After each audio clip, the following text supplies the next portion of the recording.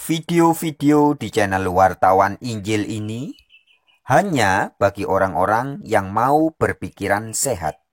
Bagi yang tidak mau, skip aja.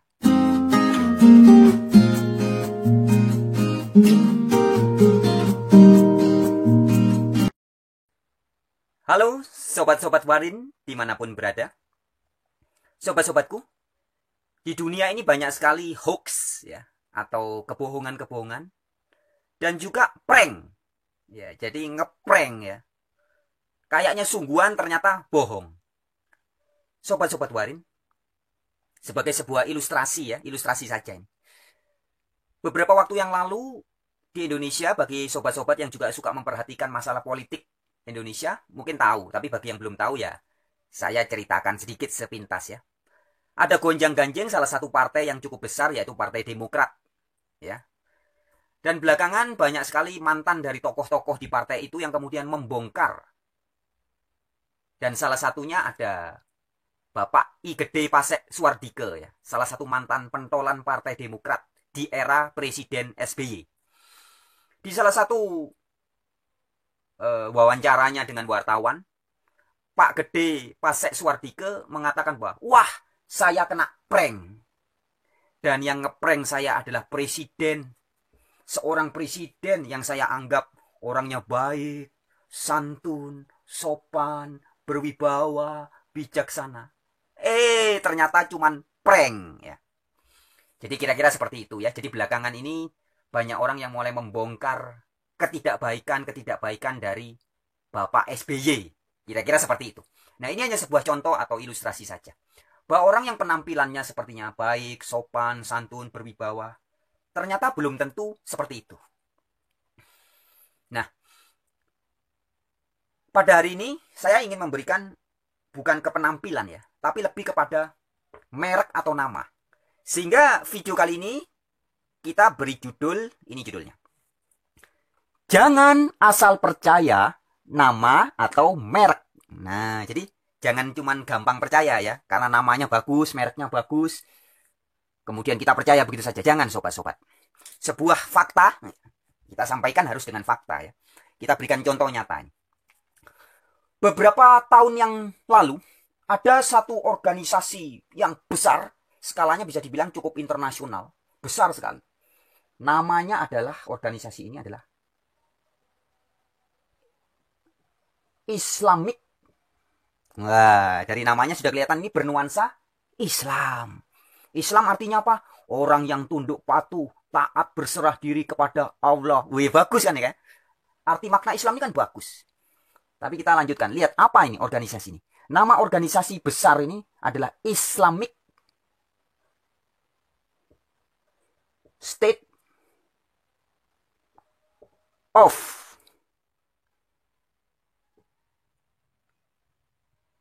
Iraq and Syria. Islamic State of Iraq and Syria. Wih, dari namanya terkesan sangat Islami banget ya. Islam banget.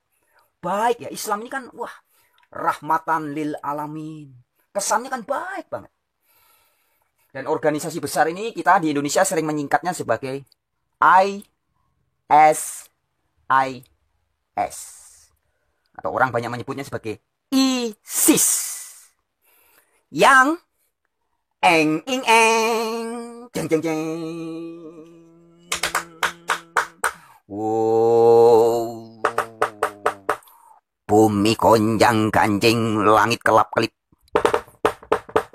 Jeng jeng. Ternyata belakangan kita semua mengetahui bahwa Islamic State of Iraq and Syria, atau yang di Indonesia lebih dikenal dengan ISIS, ternyata adalah organisasi yang apa? Sangat mengerikan. Organisasi yang sangat mengerikan. Itulah ISIS. Nah, ini sebagai sebuah fakta realita sobat-sobat Warin. Jadi meskipun namanya mengandung unsur yang terkesan baik, Islam, taat, tunduk patuh, rahmatan lil alamin, tapi ternyata kelakuan dari orang-orang yang berorganisasi yang namanya Islamic State of Iraq and Syria ini mengerikan. Bagaimana mengerikannya? Sobat-sobat bisa tahu sendirilah, cari sendiri kabarnya ya. Kita semua sudah tahu ya, seperti apa kelakuan ISIS. Nah, artinya nama atau merek meskipun mengandung kata Islam, belum tentu benar-benar Islam yang sejati. Ini fakta, realita. Nah, begitupun di Indonesia misalkan. Ada organisasi gereja tertentu, yang misalkan ini contoh saja ya, namanya ngaku sebut gereja. Gereja misalkan apa namanya? Gereja Kristen. Bla bla bla bla bla bla bla bla. Mereknya apa? Kristen. Kristen artinya apa? Pengikut Yesus. Wih, bagus kan? Tetapi faktanya, ternyata doktrin-doktrinnya, ajaran-ajarannya sama sekali tidak sesuai dengan ajaran yang disampaikan Yesus Kristus.